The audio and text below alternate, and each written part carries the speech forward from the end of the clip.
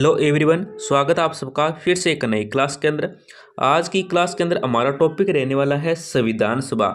संविधान सभा से जितने भी प्रश्न बनते हैं, जितने भी महत्वपूर्ण बिंदु हैं, टॉपिक हैं, उनको हम ध्यान से देखेंगे। तो क्लास को मिस मत करना। ये टॉपिक जिन भी एग्जाम के अंदर लगता है, जिन भी भर्तियों के अंदर लगता है, उनके लिए बहुत ही महत्वपूर्ण है। कोई भी भर्ती है, चाहे वो एसएसजीडी है, आर्मी है, यूपीएससी है, कोई भी राजस्थान की, इंडिया से रिलेटेड जितनी भी भर्ती है, उनके लिए बहुत ही महत्वपूर्ण है। तो ध्यान से देख लेना। देखो, संविधान, पहला टॉपिक क्या है, पहला बिंदु क्या है हमारा, संविधान निर्माण की पृष्ठभूमि। तो इसके अंदर आता है स्वराज की अवधारणा। एक एक बिंदु को जितने भी महत्वपूर्ण है, जितने भी प्रश्न बनते हैं, उनको देखेंगे। तो पहला हमारा बिंदु आता है संविधान निर्माण की पृष्ठभूमि, जिसमें क्या है, स्वराज की अवधारणा।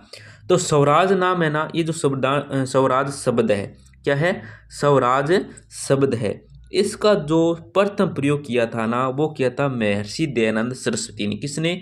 महर्षि दयानंद सरस्वती ने स्वराज शब्द का प्रथम प्रयोग किया था। फिर आगे देखें, देखो पुस्तक, कौन सी पुस्तक है, सत्यार्थ प्रकाश पुस्तक है, जिसका रचना या प्रकाशन हुआ था 1875 के अंदर। ये भी आपको याद रखना है। आधिकारिक प्रयोग है, ये 1906 के अंदर किया गया था, कलकत्ता अधिवेशन में। कब, किसके द्वारा? तो दादा भाई नौरोजी के द्वारा। किसके द्वारा? दादा भाई नौरोजी के द्वारा किया गया था। तो इन सभी बिंदुओं को, ये जो तीन बिंदु है ना, इनको ध्यान से देख लेना, बहुत ही महत्वपूर्ण है। आगे देखते हैं। देखो, आगे संविधान की मांग क्या है, संविधान की मांग। तो प्रथम अप्रत्यक्ष या अनौपचारिक मांग है, ये बाल गंगाधर तिलक ने स्वराज विधेयक 1895 में की थी। देखो, संविधान की मांग है, तो प्रथम अप्रत्यक्ष या अनौपचारिक मांग है, ये रखी थी बाल गंगाधर तिलक ने स्वराज विधेयक 1895 ईस्वी में। आगे देखो, गांधी जी ने 1922 में यंग इंडिया पत्रिका में मतलब संविधान की मांग रखी थी, जिसमें क्या है, संविधान भारतीयों की इच्छा अनुसार होगा। क्या है, संविधान है, ये किसके अनुसार होगा? भारतीयों की इच्छा अनुसार होगा। ये आपको याद रखना है। यंग इंडिया में पत्रिका, इसके अंदर ये लिखा था कि संविधान है, ये भारतीयों की इच्छा अनुसार होगा, गांधी जी द्वारा 1922 ईस्वी के अंदर।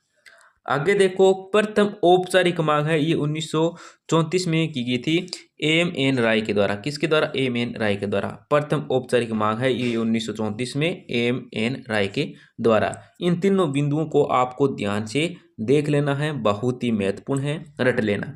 आपका अगला देखें जो टॉपिक बनता है, क्या है, संवैधानिक घटनाक्रम। जो संवैधानिक घटनाक्रम वो क्या है, तो देखो, अगस्त परसावा ये 1940 में हुआ। क्या है? अगस्त परसावा ये 1940 में। क्रिप्सन मिशन है, ये 1942 में हुआ। कैबिनेट मिशन है, ये 1946 के अंदर हुआ था। ये भी आपको ध्यान से देख लेना है। भारतीय स्वतंत्रता अधिनियम है, ये 1947 में। भारतीय स्वतंत्रता अधिनियम है, ये क्या है, 1947 में लागू हुआ। 1935 अधिनियम है, ये संविधान लागू होने तक शासन का आधार था। ये जो 1935 का अधिनियम है ना, ये क्या है, संविधान लागू होने तक, मतलब जब तक संविधान लागू नहीं होगा तब तक ये लागू रहेगा, लेकिन होने तक मतलब होने के बाद ये लागू नहीं रहेगा। ये आपको ध्यान से देखना था। तो क्या है, 1935 अधिनियम है, ये संविधान लागू होने तक शासन का आधार रहेगा, 1935 का अधिनियम। ये भी आपको याद रखना है। तो ये जो घटनाक्रम है ना संवैधानिक का, मतलब अगस्त प्रस्ताव 1940 में, क्रिप्सन मिशन 1942 में, कैबिनेट मिशन 1946 में, भारतीय स्वतंत्रता अधिनियम 1947 में, और ये जो 1935 का स्वतंत्रता अधिनियम है ना, ये क्या है, संविधान लागू होने तक का शासन का आधार था, 1935 अधिनियम। ये भी आपको ध्यान से देखना है। आगे देखें। देखो, 2 नंबर बिंदु हमारा आता है संविधान सभा का गठन। बहुत ही महत्वपूर्ण है एग्जाम की दृष्टि, कोई भी एग्जाम है जिसमें ये जो भारतीय संविधान का टॉपिक लगता है सिलेबस के अंदर, उनके लिए बहुत ही महत्वपूर्ण है। तो ध्यान से देख लेना, इंपॉर्टेंट है ये संविधान सभा का गठन। तो कुल सदस्य थे, देखो कुल सदस्य कितने थे, 379 थे। कितने थे? 379 थे। प्रांत के थे 292। क्या है, कितने थे, किसके थे? 292 थे प्रांत के। और कमिश्नरी क्षेत्र के थे 4 थे, और देशी रियासतों के जो थे वो थे 93 थे, मनोनीत थे। ये क्या, मनोनीत थे। ये भी आपको ध्यान रखना है। यहाँ पे छोटी सी लाइन में रख रखा है कि 296 सदस्य ये निर्वाचन अप्रत्यक्ष विधानमंडल के सदस्यों के द्वारा, मतलब 292 तो ये प्रांत के हो गए, और 4 हो गए कमिश्नरी क्षेत्र के। ये टोटल हो गए कितने हो गए, 296। कितने हो गए, ये हो गए 296 हो गए। यहाँ पे टोटल दे रखा है, ये देखो 296 हो गए टोटल। ये क्या है, निर्वाचन, मनोनीत नहीं थे, ये निर्वाचन थे, अप्रत्यक्ष विधानमंडल के सदस्यों द्वारा किया गया था। और देशी रियासतों के जो मनोनीत थे वो थे 93। ये भी आपको याद रखना है। कुल कितने थे, 379 थे। आगे देखो देखो दलगत स्थिति क्या है। दलगत स्थिति में देखो कांग्रेस की जो सीटें थी वो थी 208। देखो दलगत स्थिति में देखें, अगर हम कांग्रेस की बात करें तो कांग्रेस की सीटें थी 208। कितनी थी? 208 थी। मुस्लिम लीग की थी 73 सीटें। कितनी थी? 73 सीटें थी। और अन्य थी 15 सीटें। अन्य कितनी थी? अन्य थी 15 सीटें, जिसमें 8 तो निर्दलीय थे और 7 छोटी पार्टियों के थे। क्या है? 8 तो निर्दलीय थे इसमें अन्य में, और 7 छोटी पार्टियों के थे। तो इसमें आप देख सकते हैं एक एक बिंदु का हमने ध्यान से देखना है, जो बहुत ही महत्वपूर्ण है, मेन टॉपिक है। आगे देखते हैं। देखो आगे देखो 3 नंबर हमारा टॉपिक आता है संविधान सभा की बैठकें। देखो संविधान सभा की बैठक की बात करें तो प्रथम बैठक है वो कब हुई थी? तो संविधान सभा की जो प्रथम बैठक हुई थी वो हुई थी, यहाँ पे थी दे रखी है देखो 9 दिसंबर 1946 को। कब हुई थी? 9 दिसंबर 1946 को हुई थी।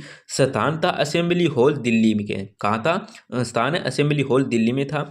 समय था सुबह 11 बजे। क्या था समय? सुबह 11 बजे था। उपस्थित सदस्य मतलब जहाँ पे जो उपस्थित सदस्य होते, कितने सदस्य आए थे इसके अंदर? तो 207 सदस्य आए थे। कितने? 207 सदस्य थे उपस्थित सदस्य। मुस्लिम लीग का क्या है? बहिष्कार किया गया था। देशी रियासतें शामिल नहीं थी। इसके अंदर क्या है? मुस्लिम लीग का बहिष्कार, और इसमें देशी रियासतें क्या है? शामिल नहीं थी। ये हो गए प्रथम बैठक से संबंधित महत्वपूर्ण बिंदु। तो ध्यान से देख लेना, बहुत ही महत्वपूर्ण है। एक एक बिंदु का हम ध्यान से देख रहे हैं। चलो आगे देखते हैं। अब हमारा टॉपिक क्या है? संविधान सभा की बैठकों में आता है अस्थायी अध्यक्ष। मतलब संविधान सभा की जो बैठक थी उसमें जो अस्थायी अध्यक्ष थे ना, वो कौन कौन से थे? तो देखो 1 नंबर में आता है डॉक्टर सच्चिदानंद सिन्हा। कौन है? डॉक्टर सच्चिदानंद सिन्हा। फिर देखो सुझाव किसके द्वारा दिया गया था? तो JB कृपलानी के सुझाव दिया था, ये आपको याद रखना है। फ्रांस की परंपरा पर आधारित है। ये क्या है? एक फ्रांस की परंपरा पर आधारित था, ये भी आपको ध्यान से देखना है। आगे देखते हैं। देखो अब हम विधानसभा की बैठकों में हमारी दूसरी बैठक आती है, जिसमें स्थायी अध्यक्ष था डॉक्टर राजेंद्र प्रसाद। देखो दूसरी बैठक के अंदर जो स्थायी अध्यक्ष थे ना, वो कौन थे? वो थे डॉक्टर राजेंद्र प्रसाद थे। उपाध्यक्ष मतलब निर्वाचित थे, वो कौन थे? वो थे एच सी मुखर्जी। कौन थे? मतलब उपाध्यक्ष थे, निर्वाचित थे, वो कौन थे? वो थे एच.सी. मुखर्जी। और उपाध्यक्ष जो मनोनीत थे ना, वो थे फ्रैंक एंथली। निर्वाचित तो थे एच.सी. मुखर्जी, ध्यान से देख लेना। और मनोनीत थे ना, वो कौन थे? वो थे फ्रैंक एंथली, ये आपको ध्यान से देखना है। और संवैधानिक सलाहकार थे कौन थे? V.N. राव थे। देखो संवैधानिक सलाहकार कौन थे? V.N. राव थे, ये भी आपको याद रखना है। मुस्लिम लीग को मनाने की जिम्मेदारी वो थी V.N. राव को थी। देखो संवैधानिक सलाहकार V.N. राव थे, और मुस्लिम लीग को मनाने की जो जिम्मेदारी थी ना, वो किसकी थी? वो भी थी किसकी? V.N. राव की थी, ये भी आपको याद रखना है। चलो आगे देखते हैं। आगे देखो संविधान सभा की बैठकों में देखो तीसरी बैठक देखो उद्देश्य प्रस्ताव। तो देखो तीसरी बैठक में क्या है? उद्देश्य प्रस्ताव से संबंधित था ये।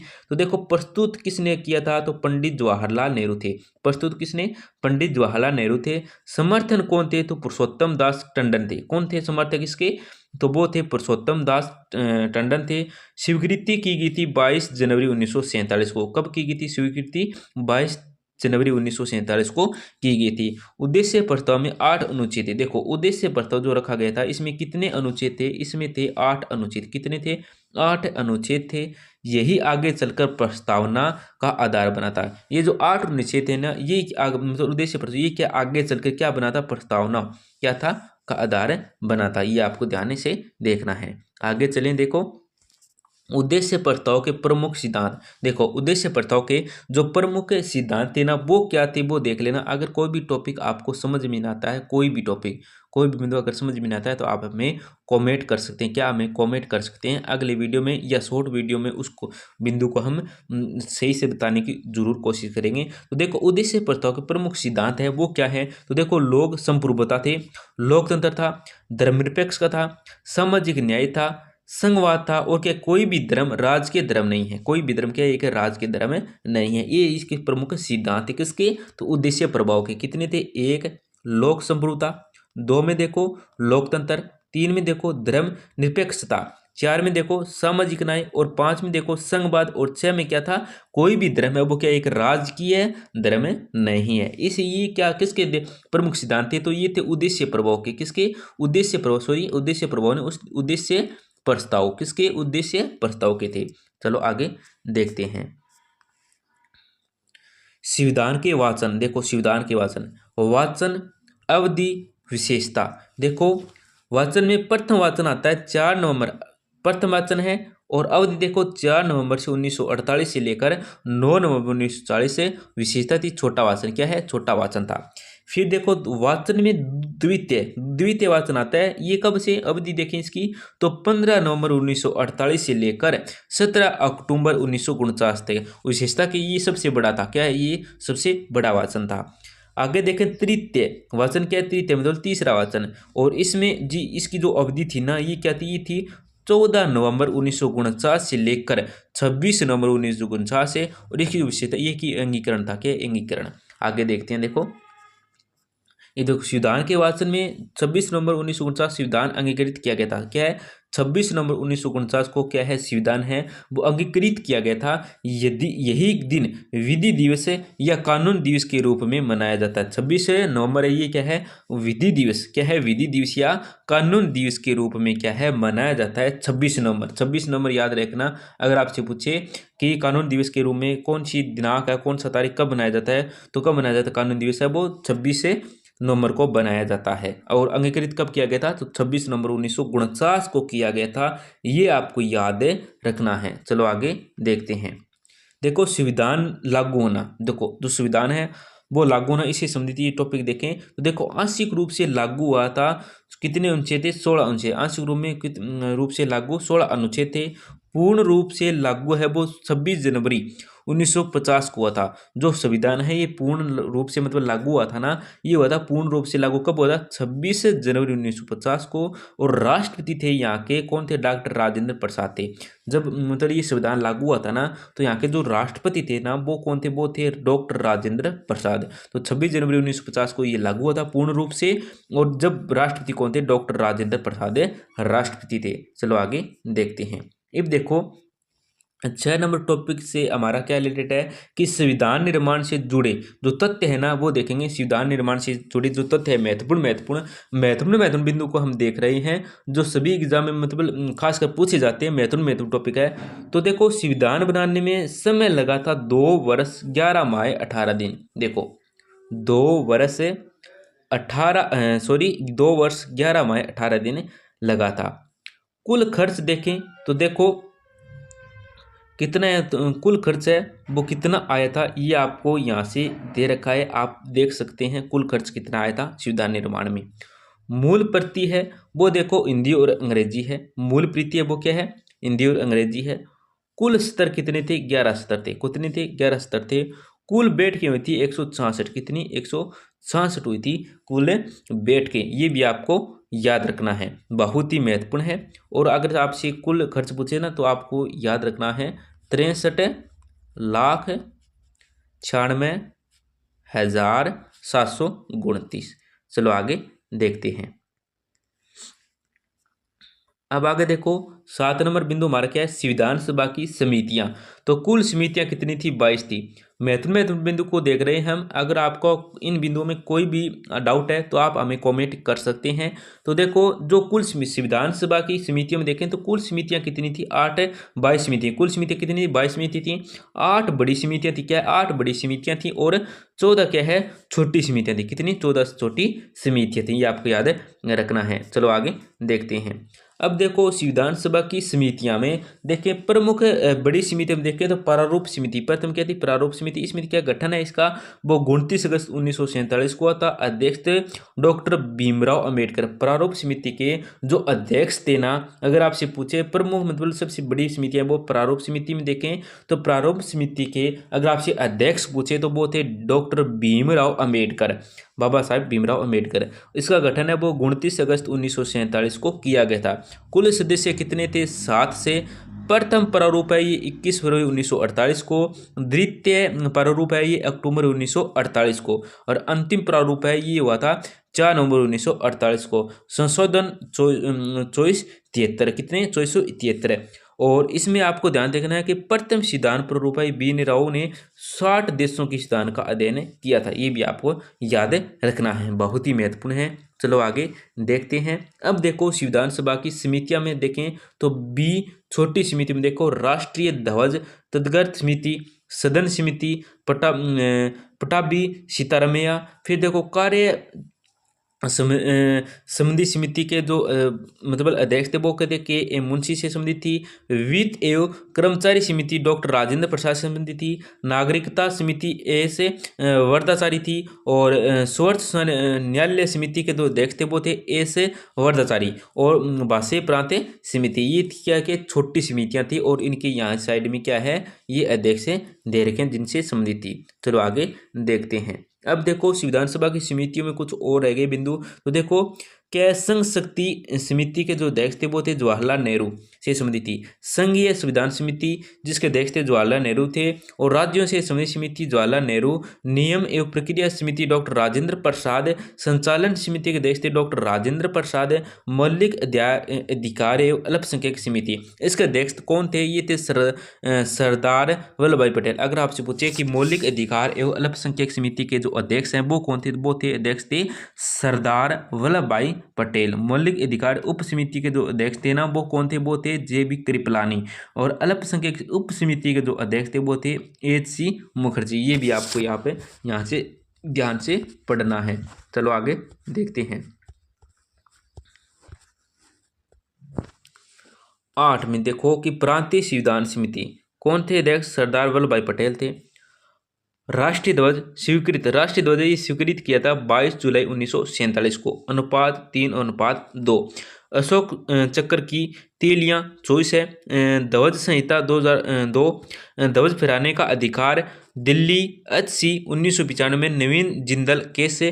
फिर देखो आगे क्या है, SC 2004 नागरिक कभी भी झंडा फहरा सकता है। नागरिक SC 2004 के अनुसार क्या है, नागरिक है वो कभी भी झंडा क्या है फहरा सकता है। राष्ट्रीय सम्मान अपमान निवारण अधिनियम 1971 ये आपको याद रखना है। इन बिंदुओं को बहुत ही महत्वपूर्ण बिंदु है। तो दोस्तों आज की इस क्लास में हमने क्या है संविधान क्या है संविधान सभा से संबंधित जो महत्वपूर्ण बिंदु थे उनको हमने देखा है। तो कोई भी बिंदु अगर आपके समझ में नहीं आया है तो आप हमें कमेंट में बता सकते हैं, या तो हम उस बिंदु से मतलब रिलेटेड छोटा सा एक शॉर्ट वीडियो बनाकर आपको बता देंगे, या आपको पूरा लॉन्ग वीडियो बनाकर बता देंगे। तो आप हमें कमेंट जरूर कर सकते हैं अगर आपको कोई भी बिंदु समझ में नहीं आया है। तो धन्यवाद दोस्तों, मिलते हैं अगली क्लास में।